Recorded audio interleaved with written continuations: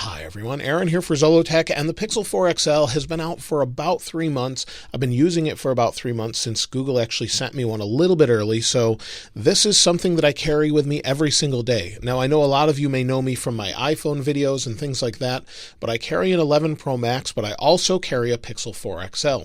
And I'm grateful that I do, because last week when I was at CES, my iPhone had terrible signal, whereas the Pixel 4 XL worked fine. Even though the 11 Pro Max said that it had good signal on T-Mobile, it still didn't work well, where the Pixel 4 XL was fine. It's on Project Fi, which actually uses T-Mobile and Sprint and US Cellular, whichever is stronger.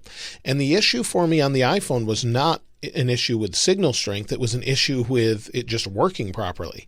On the Pixel 4 XL, it was rock solid, and in fact, if you followed me during that show at all, I usually tweeted from this device when I didn't have signal with the 11 Pro Max. So this was really a lifesaver in that situation and had great signal throughout. So that's probably a testament to the Qualcomm modem versus the Intel modem in the iPhone, and this phone was rock solid that way.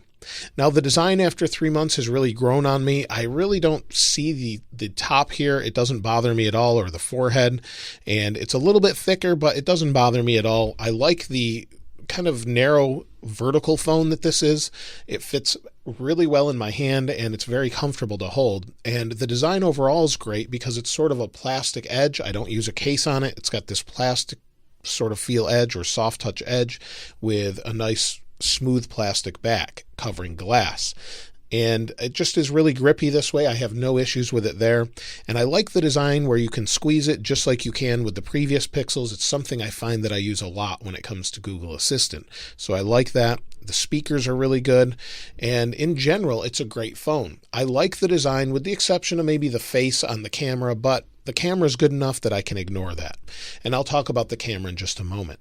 Now, when it comes to Android 10 has been really good for me. I know some people have had a few issues, and this one is actually on the latest version, the January update. I did a video about that not too long ago, but you'll see we're on the January patch. And while this was supposed to bring with it some of the feature drop things, the one thing I'm not seeming to find is if I take a photo, I can't really adjust the depth later. So, for example, if I just take a quick photo here, I'll just take one of my keyboard.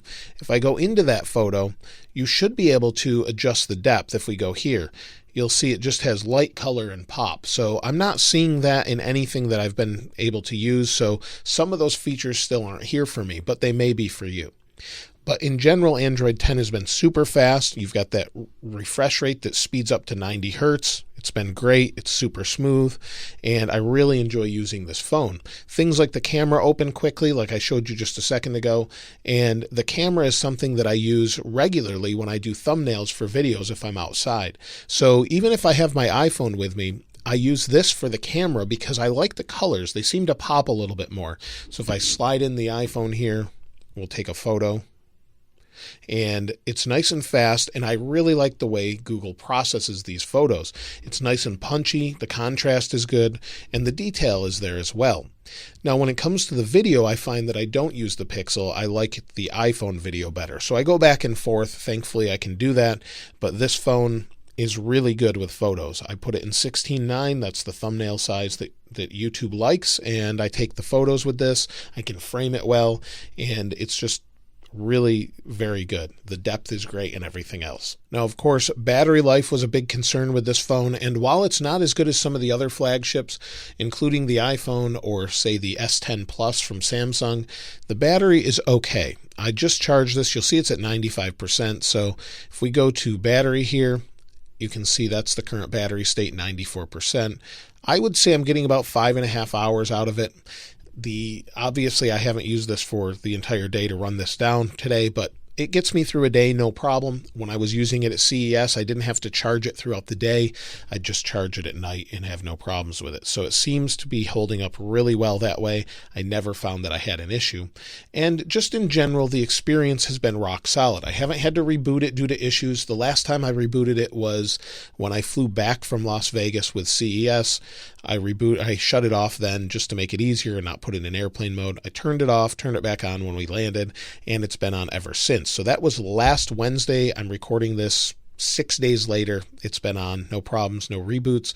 And normally, unless an update comes out, I don't find that I reboot the phone. It's pretty stable and I really have no issues. Now, the Pixel 4 XL doesn't get enough credit, in my opinion, for what it is as a flagship because I think of its price. The original price was so high that I think people didn't like it based off its features. And the Soli radar was one of those features where a lot of people thought it was a gimmick. But I use this for the clock when you maybe set an alarm here and you wake up and you want to snooze the alarm, you can just wave your hand in front of it. I don't find that to be a gimmick. I find that to be very helpful. So that's something I found that I really like after 3 months.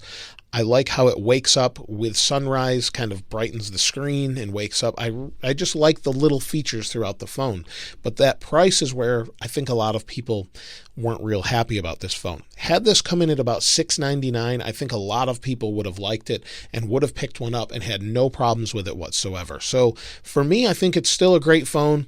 It's something that I think as you get discounts or as the price goes down, as you've seen during the holiday season, or currently the prices are usually discounted a little bit, now it's worth a buy. But then there's phones like the new S20 coming out, or whatever Samsung's going to call it, and other phones that really are going to make this have to be even lower in price. But we may see a new Pixel 4a soon and a more budget or less expensive oriented Google phone. So we'll see what happens in the future, but for now I'm really happy with this and I definitely recommend it, especially if you can get it for a discount.